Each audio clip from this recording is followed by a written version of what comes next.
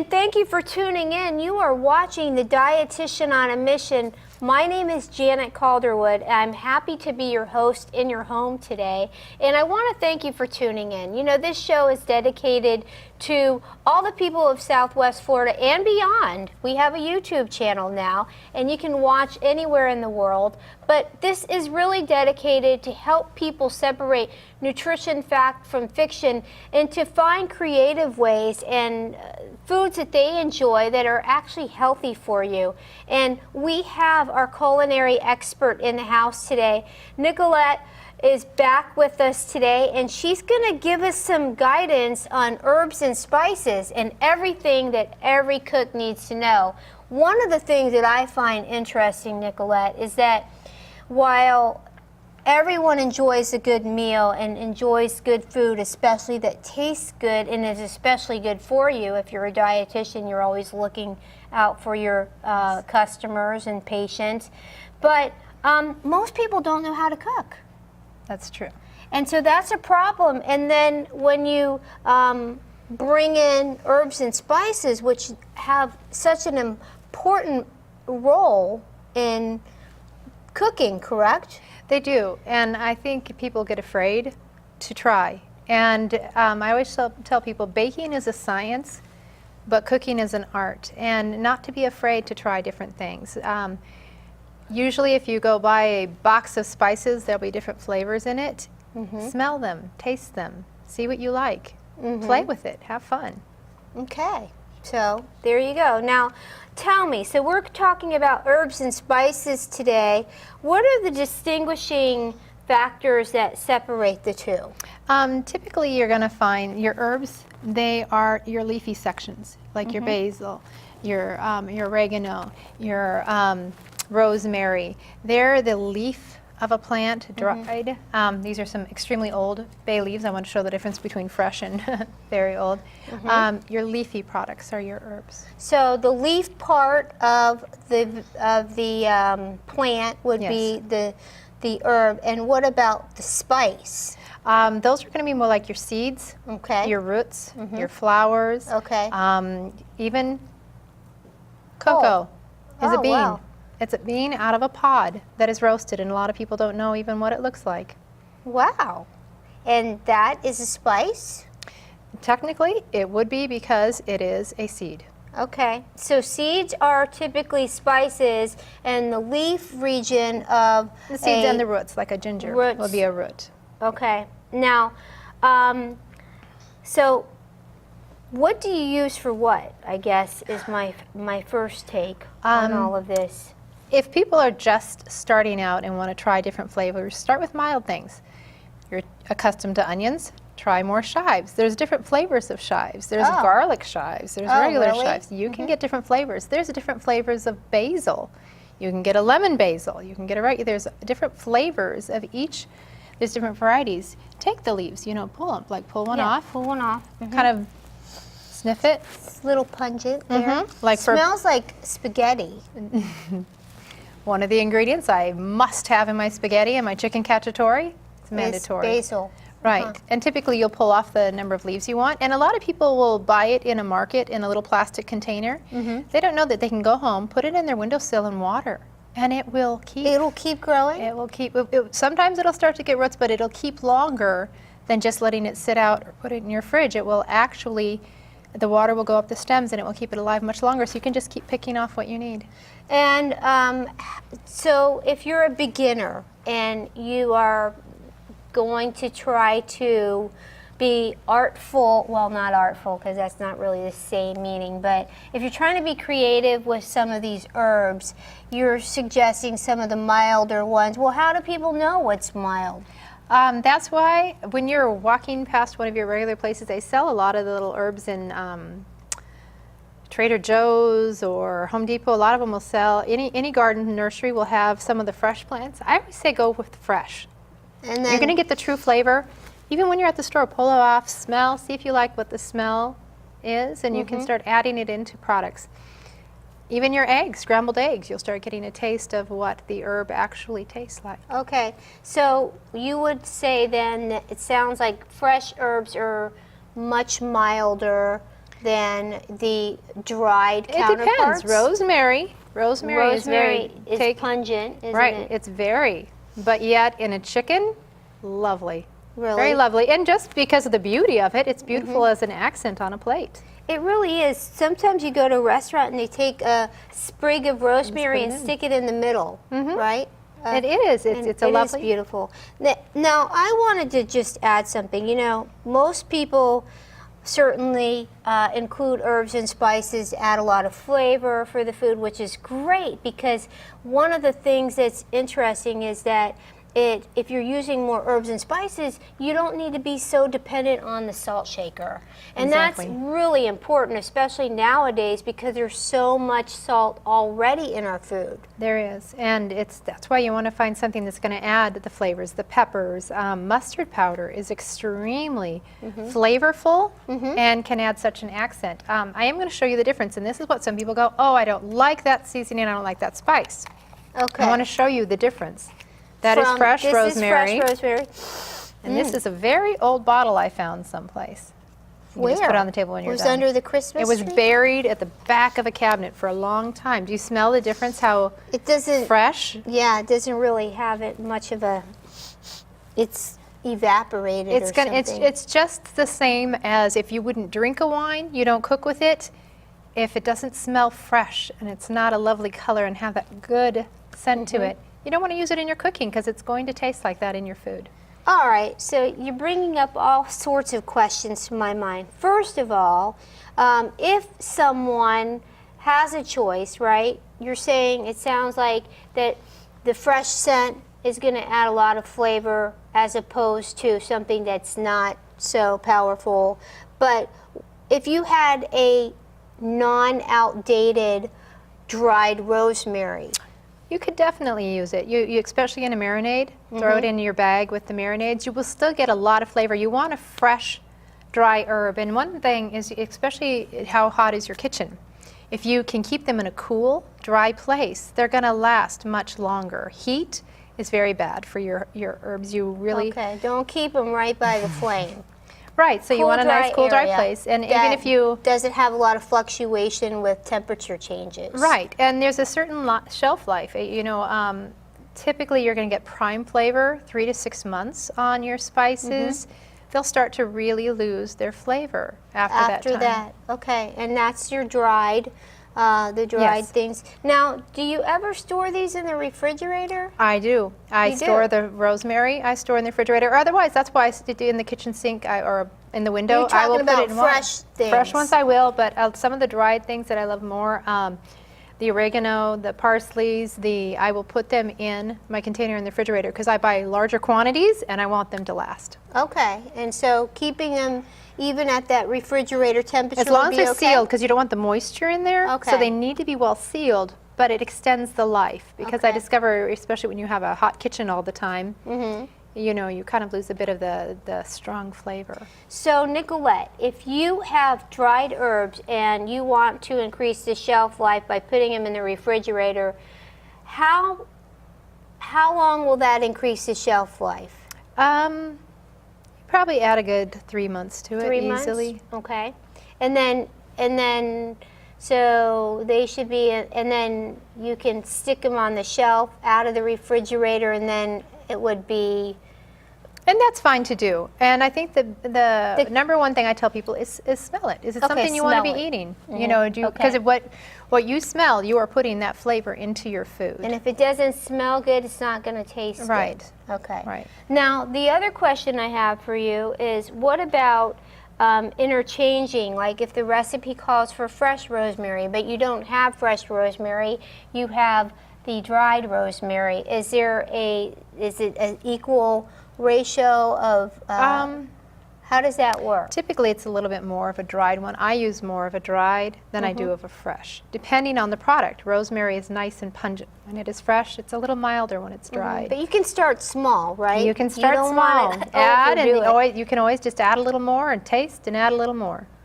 Taste. Okay, keep tasting away. And then, you know, one of the great things about herbs and spices, even from a dietitian standpoint, is we certainly know that they're great additions of they're anti-inflammatory, many of the spices, and they are also antioxidants. We're finding compounds in so many of these things that she has on the table here today that fight cancer, tumors, and all different types of things. So, you know, the opportunities, instead of just taking, oh, well, I'm going to take some turmeric today in a pill form, why not use it and make your food taste good? And it's actually more absorbable that way anyway in your body. So, I mean, use these things that have such great health properties to them. Add them with your foods. Okay, now, so you answered the question about I almost said the life expectancy, but the shelf life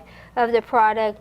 What about if you have something like this, how do you actually, I mean, do you just chop it up? Oh, no, no, no.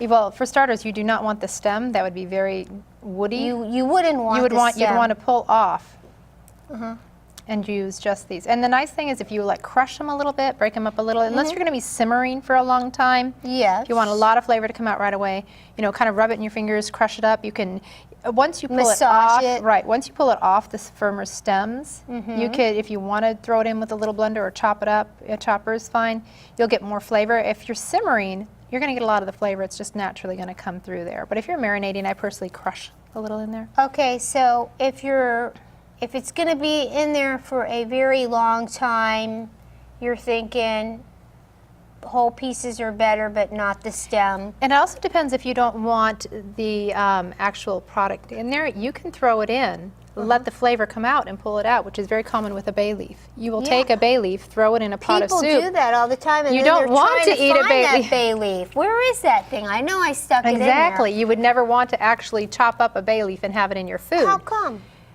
It's very yucky. It's very it crunchy, bitter, or- and it's just the texture. You would not want that texture in your okay. food. And so you can throw it in, let it extract the flavors that you want, Okay. and then pull it out. And bay leaves add that much to dishes that people just, one leaf does it? And I think it depends on which culture you come from and the kind of foods. You know, it's used a lot in the Caribbean cooking. There's certain soups that I love it in. You know, it's not as common that I use bay leaf because I'm a garlic and basil and oregano fan, being Italian. Yeah, okay, so bay leaf. And then one of the things I was going to ask you, so you don't use the stem and then you just can massage it, but what part of the cooking process did you put it in? Like some people put the herbs in at the very end. It depends, I think, of the result that you're looking for. If you want to maintain a nice color, you know, if, for example, you're doing a pasta dish with tomato and you want a nice, vibrant color on top, you can literally take your basil in the last moment or two with a nice, fresh, a little bit of oregano, a little bit of basil, directly on top of the product. You're going to get a still fresh, adds some fresh. it adds a fresh flavor to it. And the aromas. It's wonderful, and Delightful. you'd be very surprised just putting it fresh over the top of a ravioli with a red sauce, what it adds to it. And then sometimes would you, especially more mild flavored herbs, probably if you put them in earlier on, they'd probably...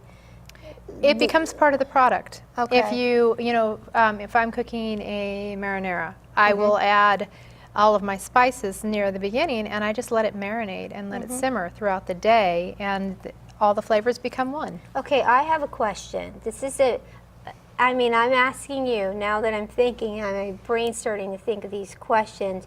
You know how sometimes people say if you make chili, you know, you let it simmer, but why does it taste better? You know how sometimes things just taste better the next day? Is that true or false? I find it to be extremely true, especially varying on the product, because the flavors meld very well, and sometimes it takes a while for the flavor to come out of the product and into the rest of your food, and it's many times things will taste better the next day than it does right away. I mean, it seems to be Obviously not a true. steak, but Yeah, but like stews and things like that? oftentimes it's a much better flavor as they sit together, yes. Okay. Now, what about, okay, so we have a lot of spices here. We're going to shift gears a little bit, talk about some spices. Sometimes you see spices whole, and sometimes you see them ground. Can you explain the differences and what should someone buy if they're looking for spices? I think it depends on what you are making. For example, I am a huge fan of very fresh nutmeg. I don't like a pre-ground nutmeg. I like to grind my own. And they have the cutest little grinders. And you literally just have how much you need. Grind off the quantity that you need. You take it out of the shell. It's very, here, smell it fresh. It's much better. You know, I find that it's much fresher. Cloves, for example, if you're cooking a ham, you'll oftentimes see cloves stuck into a ham. Yes. If you're doing a cider, you can throw some whole cloves into there rather than the powder, because the powder, of course, would just not emulsify into your cider well. So throw in whole cloves. The flavor is very pungent. And you can buy it whole. And people can eat these this way too? You would not want to eat whole cloves. Okay. That's why you will oftentimes see them in a netted bag, almost like a tea bag, that you can rest in and let it simmer in. And then remove it? Because feel this, they're extremely, extremely hard, and it would poke you. Crushed, you will use injure yourself with you something like this. I could. So you use it crushed in pumpkin pies or cookies, or like if you want to stir a tiny bit into a cup of tea, but it's very pungent, so you just need a tiny bit. So, you know, I just got this great idea. One way that you could help teach children about different herbs and spices is like put a blindfold on them and have these smell these different things, and then guess the spice. I think that would be fun, and it will help. If we teach children ahead of time, they'll be more comfortable using these things. Even adults, I think it would be fun. Instead of having a big birthday party with, pin the tail on the donkey, how about, guess the spice? I mean, that'd be a great I haven't tried that one. That would be interesting. All right. So, yeah, all these things smell so great. Now, is there something, are any of these, I guess my question is, in the natural form, is anything ever poisonous and then it has to be cooked too? Nothing on this table. There are items out there that you have to cook. I'm trying to think of the name of one particular plant. You have to cook it, otherwise it can be toxic if it's not cooked. Oh, I can't think of the name, but it's not common. It's extremely uncommon. Oh, okay. But typically, any of the items here, you can completely have raw. You can have them cooked. They say in high quantities that nutmeg can be extremely dangerous, but you would have to have at least 2 tablespoons, so I would never recommend doing that. Oh, because on nutmeg. It's evidently not a good thing to do. But there are other items that, blended together, create a response in your body. For example, the 3 that I have here, the ginger and the cinnamon and the turmeric together, are extremely an anti-inflammatory and also an antioxidant. They work very well together. I actually make them together in a tea. Really? I do. Herbal teas. And herbal teas are, of course, caffeine free. So if you're trying to watch the caffeine content. But that's another versatile way to utilize some herbs in your daily intake. And they can change the taste of any water or anything and add a little nice, you could do them hot or cold, right? You can. Like a minted tea or something? Definitely. I thought I had some fresh mint with me today. I absolutely love just throw some mint in your pot and with your tea and let it steep for at least 10 minutes. You'll get a very nice minty flavor. Mint, okay, good. Now, I have a question. So you've got these nice herbs here, and I know I'm kind of jumping around, but I'm thinking of things as I go along. And what I want to know is if you know that the plant, okay, you have all this stuff, and if you don't have it in the pot, could you freeze some of these things? Would you ever want to do that? I have frozen when I know I'm leaving town. There's items that I will freeze. There's pretty much everyone. I think I've frozen all of them before. Will it change the color or yes, anything? your basil will turn black. Oftentimes in a refrigerator, and in a freezer, it's black. But you will, since it's frozen, I still get the same flavor in my sauces. I would never, of course, use it in a salad or on a tomato or mozzarella. Yeah, okay. But in a sauce, it would be fine. It would be fine in a sauce. And then, but the flavoring's the same, and then would you still be able to keep that in the freezer for how long? I don't think I've ever kept it very long. Probably 2 months, a month or 2 months, you know. And then, or you mentioned about even keeping the herbs, cutting them off and putting them in the windowsill in the water.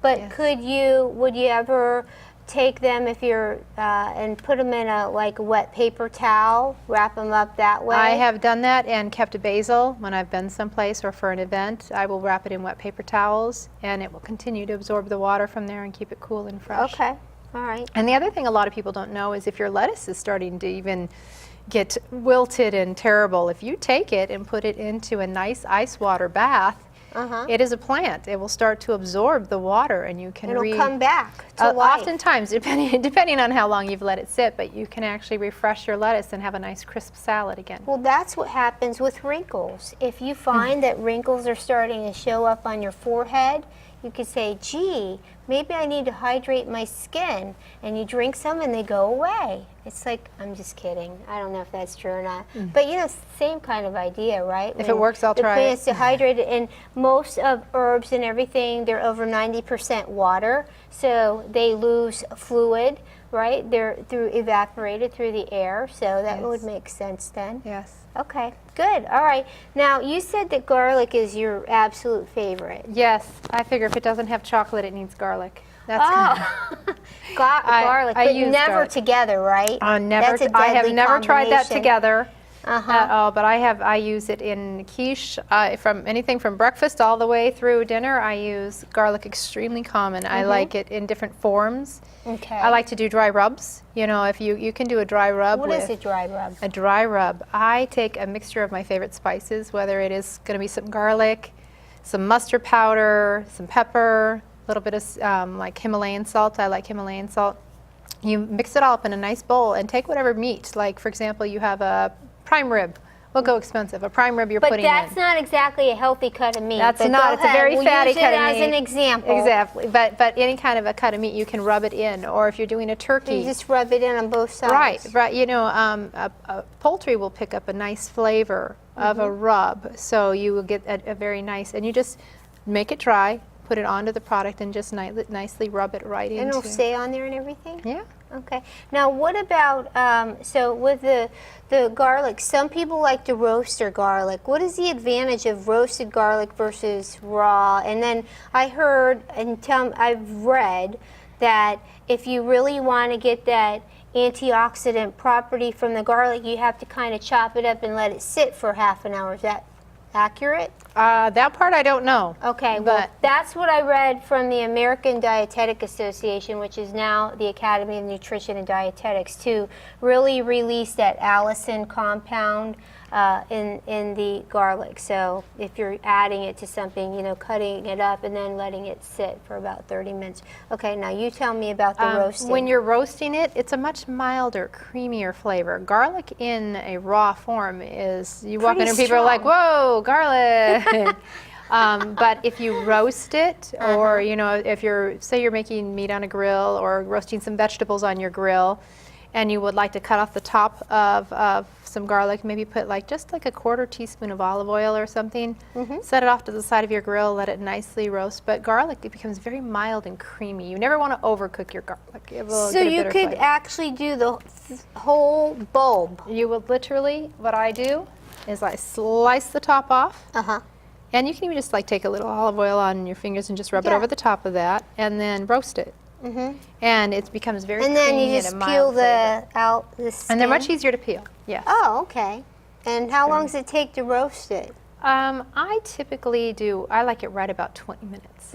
That's me. And then you can use this, like if you're not using it for something, you can have it in your refrigerator for how long? I typically try to use fresh things within 3 to 5 days is my analogy. And you can just spread that on anything you want to. If you've got some vegetables coming out that night, pull out your leftover creamy garlic, squeeze a Roasted little out, garlic? and it'll just nicely just spread right in. It becomes very darned. soft and will smooth out. What is your favorite spice on the table? Besides garlic, Yeah. I really enjoy adding mustard powder. There's a lot, that and cumin. I know cumin's one of your I favorite. love cumin. It's beautiful in onions and peppers. Make an onion and pepper dish. Add some cumin to that. It's just it's a very unique, lovely flavor. It's very common in chili. People very much use it in chili, but I like to play around with the flavor a little bit, and it's definitely wonderful in onion and peppers. All right. Now, if somebody is looking for spices to buy, do you recommend that they buy the spices whole, or do you recommend that they buy them ground? Do you have an opinion about that? Personally, I like to only buy my pepper whole and grind it myself. I do not like the flavor of a pre-ground pepper. You get a much fresher flavor. Mustard seed, I would love to completely grind it myself, but there's oftentimes you need that fine powder depending on what you are making. For example, deviled eggs, you want a nice little bit of powder in Okay. there. You know, you want the creaminess in gotcha. there. So it And just of course, depends. cloves. So it depends, you know. Whole peppers are wonderful to throw it in products, but of course, for example, your cloves, as you said, it'd be dangerous to eat them, you know. I So mean, yeah. for your pies or anything, typically you are almost always going to use a ground clove. It's only when you want to use it in a drink or sticking it into a ham or something to that effect, you know. One of the things that is interesting is that even if you consider purchasing your spices like a whole clove or a whole cinnamon stick, for example, that it will actually increase the shelf life of that Yes. product because it's still in the whole form, and then you're not really you know, changing anything until you're ready to use it. Exactly. But then again, like Nicolette said, you're going to have to, you know, at that point, you're going to have to ground it up or do whatever you want to do. But you could have, certainly you could have both. You could have whole cinnamon sticks and ground cinnamon. I keep all of this on hand at all times. I keep ground and I keep whole. This is just naturally from my cupboard. And then the last question I have for you is if people could make their own spice blends at home, right? I mean, some of these things are really expensive in the store. What would be maybe 3 or 4 spices that you could recommend as like an overall, all-purpose? I'm Italian. You're asking in Italian. Always oregano and basil, always together. I always do that with a garlic continuously. Okay. And throw in a little bit of a parsley and some form of a chive in there. I love those flavors together. As you see, that's how I grow them. I keep those at my house and grow them constantly.